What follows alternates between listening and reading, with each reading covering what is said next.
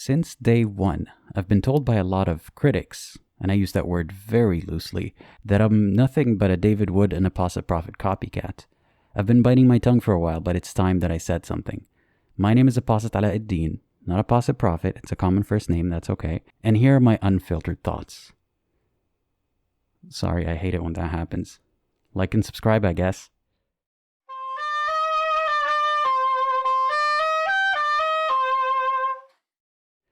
I'm sure you've heard of them by now, and many of you might even follow them. I want to emphasize that these are two separate people, and I'm not grouping them together, but for some reason, I sometimes get compared to both of them in the same sentence. Maybe it's because they're the most prominent figures in the online anti-dawah scene. Maybe because they're so loved by Muslims. Whatever the reason. Let's start with Apostate Prophet, or AP. People love to hate him. And because of the similarity of our first names, they either mix us up unintentionally or can't help but think of us both together. You can imagine how I feel about that. Wrong. Now unimagine that and hear it from me. Yes, I do not want to be mixed up with AP, but let me clarify why. It's not because of his reputation, which I don't think he always deserves, but I'll get to that in a bit. Is it partly because I don't want to be overshadowed by assumptions based on somebody who isn't me? Yeah. But it's also because I don't think it's fair to assign one person as the representative for all ex-Muslims, or even all vocal ex-Muslims. He did call himself Apostate Prophet, so he kind of shot us in the foot there, but you get what I mean. This is about our individuality. The one thing we have in common is that we left Islam and we're not Muslim anymore. We may agree on some things and disagree on others. For example, I don't think it's fair to judge friendly ex-Muslim or infidel noodle based on their association with me. Just like how I wouldn't infer things about Mufti Abu Layth based on Daniel Haqiqatchu's opinions, or based on both of them being Muslim. So yes, I also recognize that there is a difference among preachers of the same religion, sort of the same religion. So of course, ex-Muslims will be even less uniform.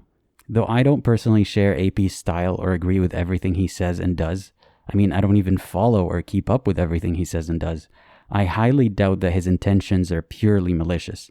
I used to view him a lot less favorably a while back because I was put off by the controversy around his channel. But eventually I realized that it's less to do with him and his content and more to do with some of his audience. By that I mean Team Da'wah trolls who absolutely loathe him, and to be honest, I also mean some of his immature followers as well. But I recognize why that's the case. Had I been under as much attack as him from all the Dawah people and their relentless followers, I would probably be scrutinized for any reaction that isn't calculated and robotic. And when he does stand up for himself against the trolls, that invites a crowd that enjoys this sort of confrontation. So I recognize all of that now, and his channel does somewhat benefit from this friction. We had a chat about that where he openly acknowledged our differences in our approaches. But my opinion of him doesn't have to be complete agreement or complete condemnation. I recognize the value of his work so far. I mean, for example, he normalized saying a blasphemous phrase, Apostate Prophet, and I appreciate that. Muslims no longer have a monopoly on the word prophet, so good job, AP. He also put out a lot of informative content, and his relatively early videos meant that the majority of the hate was directed at him. I've received only a tiny fraction of it, and it was really taxing on me, so I cannot imagine how he felt. In a sense, AP was crucified for our salvation. See, now the prophet title makes sense again. AP deals with the worst of the da'wah scene, so we don't have to. Truly, la crème de la crème. So I don't think it's fair for people to praise me based on how AP and I contrast.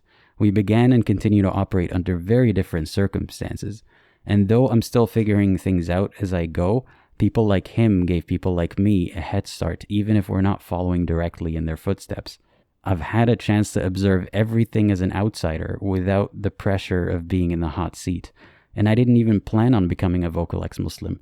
So to wrap this up, we're two different people, and you should stop expecting us to converge into one super apostate prophet deen. I also want to acknowledge how his content has changed with time, both in his approach and the topics themselves. He still has some videos I dislike, like a stream he did with David Wood while wearing a niqab. And about this relationship with David Wood, I don't really like that, but let's talk about David Wood. Who is he? Well, to be honest, I don't know that much about him. Yes, I didn't even do my research for this. Sue me, I'm very busy. I first heard of him when his video auto-played after a video by AP a long time ago. I no longer believed in Islam at that point, and I was recently past doubting myself because of the decades of indoctrination and fear tactics, because God is love. But I could have just as easily been in that confused stage when I saw David Wood's video. Even after admitting to myself that I don't believe anymore, I still wanted to double and triple check in case I'm wrong. I used to seek answers to a question by Muslims first, and then I'd come across a critic's video about it. So I was very puzzled when I saw a white dude with a cross complaining about how eBay took down his listing for some paper origami made of Quran pages. I don't even remember the specifics, but that was my first exposure to him. Now, that's not to say that I'm not pro freedom of speech or that I'm gatekeeping criticism of Islam. For example, I like Derek from MythVision, and I don't think he shouldn't criticize Islam because he's white. I'm just sharing my thoughts at the time about seeing that particular video by David. My first thought was, who invited you? Let me elaborate. In that moment, I was questioning big picture concepts that relate to religions and gods in general, not just the specifics of Islam or how violent some of the followers can be. I was less concerned about how much of a pacifist the cult leader was, and more concerned with why God only speaks in cults to begin with. I was trying to reconstruct my worldview, and I had just gotten over the scare tactics employed by Islam and its preachers.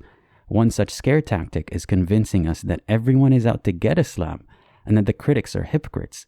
So seeing a Christian critic complaining about not being able to sell blasphemous artwork wasn't helpful at all. I was looking for support and help, and here's this privileged guy complaining about his eBay auctions. It seemed like such a trivial matter and a ridicule of my suffering while my view of the world was falling apart. And it also gave some credence to the claims that critics of Islam do it for profit.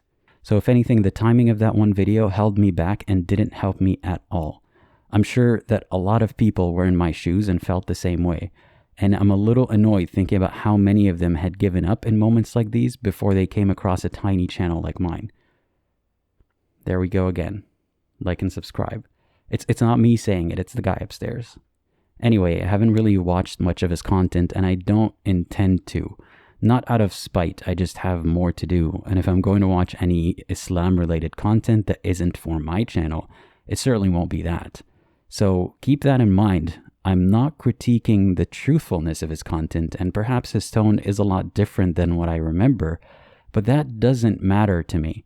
I'm just openly sharing what I thought back then and what I think now. And I know I might be crucified for this, but I don't like that he's a Christian. Hear me out. While I'm sure that Jesus and Muhammad are very different and preach different things, at least according to Christianity, being a Christian means that at the end of the day, you have to defend everything in your religion too, or whatever version of it you follow. And as a recipient of this criticism of Islam, it makes me feel very uneasy before I've even assessed the content.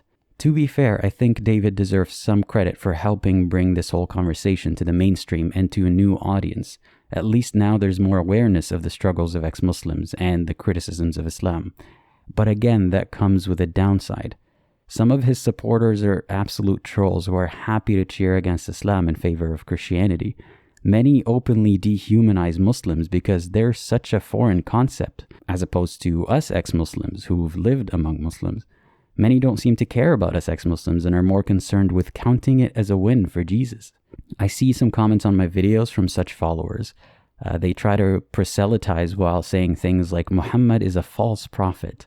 I got news for you, toots. They're all fake. Now, why would the commenter use that terminology specifically? Because David would. Get it? Because it's a play on word. Or they say things like Islam's a satanic cult, when they can't wrap their heads around the fact that most of my viewers don't believe that Satan is real at all, and that Christianity is also a cult. It's like replacing one chant with another. It can get quite annoying. So because I'm annoyed at this general vibe of dunking on Islam in favor of Christianity, that's how I think of David Wood. Maybe he is a bigger ally to ex-Muslims than I thought, but everything I mentioned makes a lot of us too hesitant to even give him a chance. And most of his videos are about drama that has nothing to do with Christianity. And he seems to be the kind of Christian who celebrates our apostasy because they either think it means more Christian converts, which is a win for Team Jesus, or fewer of the enemy religion Islam, which is a win for Team Jesus. It feels like support for the wrong reasons. And given how uncomfortable many ex-Muslims like myself feel about his content, I hypothesize that a large chunk of his followers aren't there for the right reasons. If it's not clear by now, his motivations and mine are very, very different. And he might be a sweetheart who genuinely cares about ex-Muslims, but my point still stands. His channel is so off-putting to so many of us, to the point that we wouldn't even give him a chance. And I think that's a valid stance to have. And I think it's predatory to promote a religion to those who just left another one. They could be at their most vulnerable and they need time and space to get their head together before they can fairly assess a new religion. Otherwise, it's very likely that the new religion is just filling a cavity, and it might later cause the person more issues. So promoting his religion at the expense of another, the chances of that working seems slim, and the premise itself seems pretty shady. But then again, given how little content he makes about Christianity, maybe that's not actually a concern. Sorry, this video wasn't meant to be a roast, but what the hell? Why not? Do you think that if he spent as much time talking about Christianity as he did talking about Islam, we'd find holes in that narrative too? So what if you follow me and you follow David Wood? I'd say you're welcome as long as you don't proselytize and as long as you are here for the right reasons. And either way, I can't stop you from subscribing, but I'm just being candid about my opinions. I feel empowered by being able to say all of this openly and demonstrate that I truly don't care about sucking up to anyone, like I'm always accused of doing. I care about sharing my thoughts honestly and sincerely, and those were my unfiltered thoughts. I'm looking forward to more vocal ex-Muslims expanding their reach, because every one of us has downfalls, and we shouldn't be represented by one or two popular ex-Muslims. And in this case, David isn't even an ex-Muslim, but we're lumped with him because he too is a critic of Islam, I suppose. But I hope that the viewers recognize how this overlapping criticism does not mean that we have the same style, motives, intentions, or goals. And I know the title was a little clickbaity, but I hope that it successfully captured the attention of the kind of viewer who needs to see this. If you would like to support smaller channels like myself, the best way to do so is by interacting with our content. So thank you for watching. I appreciate you being here. And as always, think critically and think for yourself.